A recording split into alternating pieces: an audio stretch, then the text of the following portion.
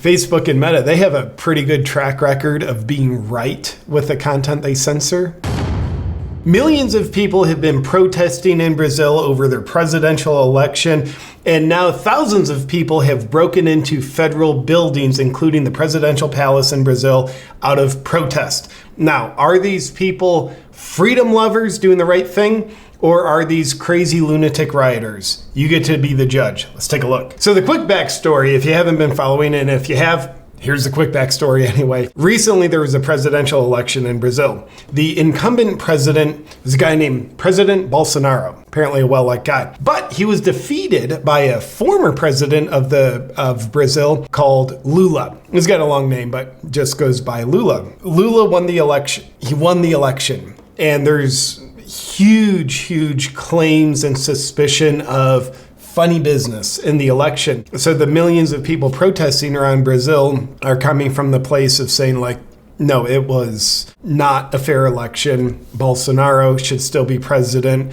And based on that notion, we're going to stand for what's right. We're going to stand for our country and not accept what we suspect is a steal. So that's sparked off massive protests, been going on for weeks. And then just recently, January 8th to be specific, thousands of people breached the Congress building, the Supreme Court, and the presidential palace in Brazil. January 8th, missed it by 2 days, guys. Quick little backstory on the recent winner of the presidential election, now President Lula of Brazil. He was sentenced to 10 years in prison. You can see here this article by The Guardian published back when he was sentenced.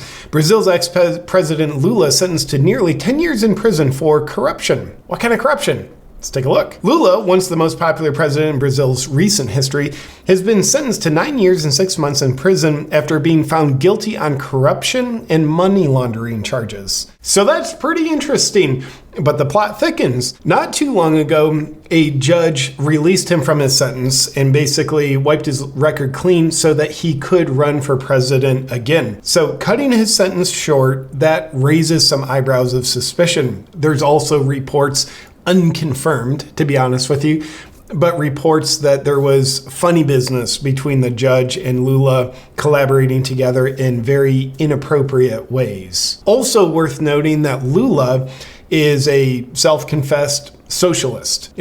Socialist, that's something a lot of people like you and I might use to insult someone, but that's what he is. That's what he says he is. So Lula is a far left guy. Now, far left socialists, of course, they're not capable of corruption or breaking laws or stealing power. That kind of thing would just never happen. But did it happen here? The truth is, I don't know. I can see a world where maybe it did. I can also see a world maybe it didn't. But nonetheless, millions of people in Brazil believe that there is corruption, and that's why Lula is now president, and they're trying to stop it. But the plot thickens. While the protesters breached the federal buildings, I'll show a quick clip here of a helicopter flying over, spraying tear gas on the crowd. Very beautiful.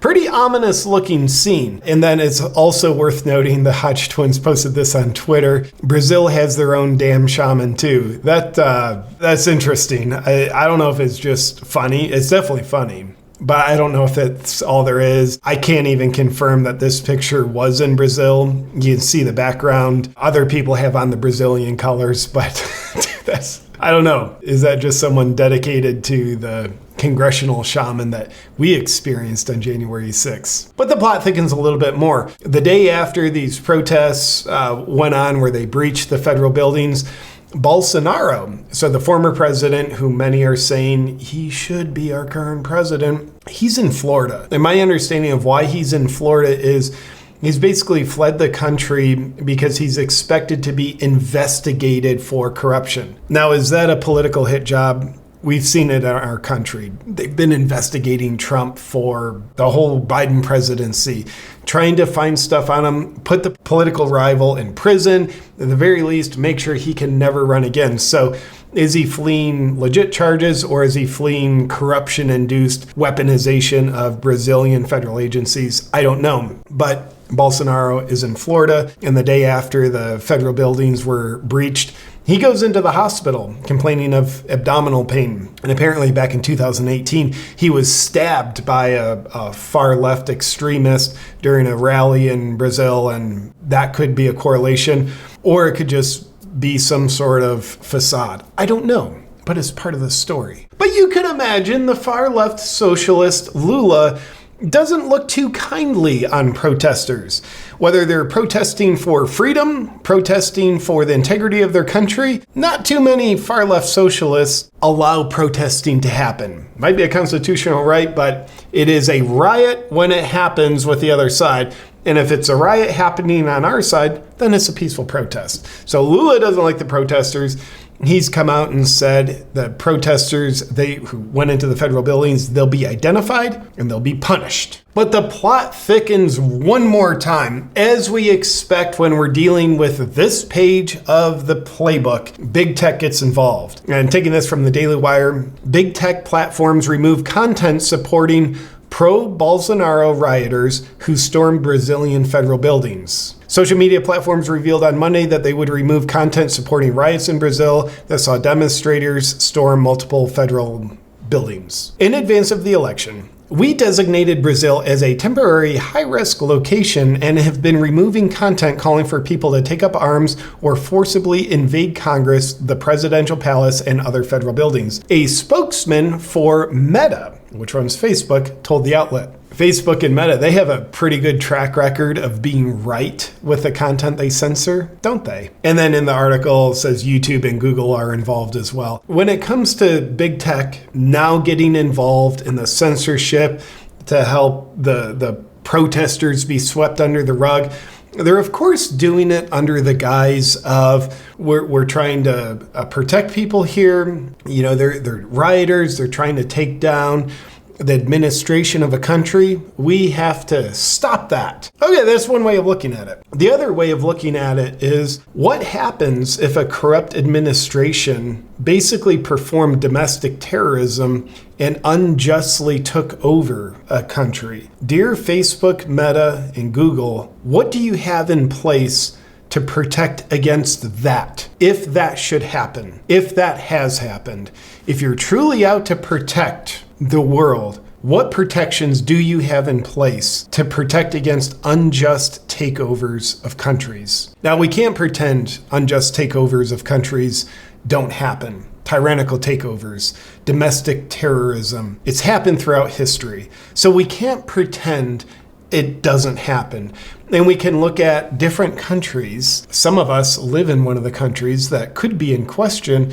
We can look at different countries in our current day, and we can only speculate. Is that happening, or is what they're saying they're protecting against happening? We can only speculate and use our educated critical thinking, because when someone's doing a tyrannical takeover of a country, they never come out and say, hey guys, we're doing a tyrannical takeover of the country, so that's just what we're going to do now. They don't do that. So dear Facebook, Meta, Google, what protocols do you have in place?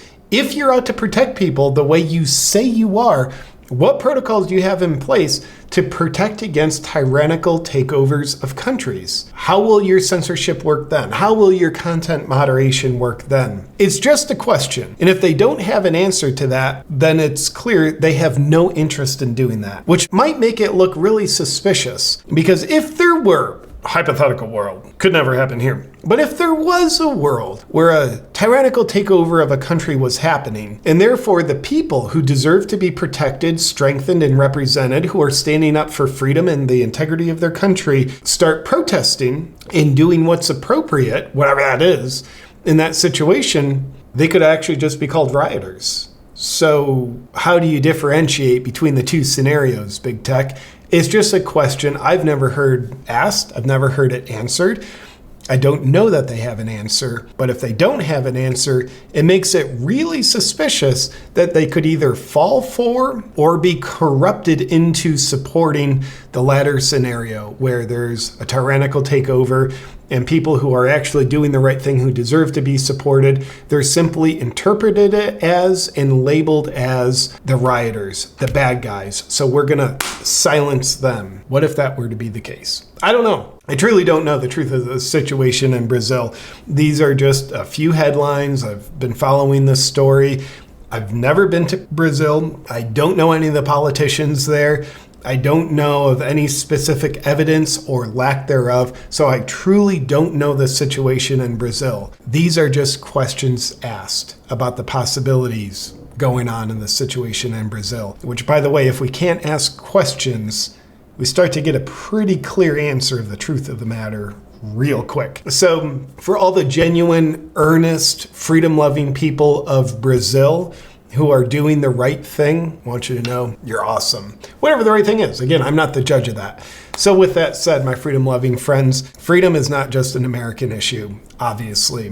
It's a human issue. That's why freedom of speech, it is considered a human right by the Declaration of Human Rights, meant to be worldwide, not just for U.S. citizens. Freedom is, in fact, a human right.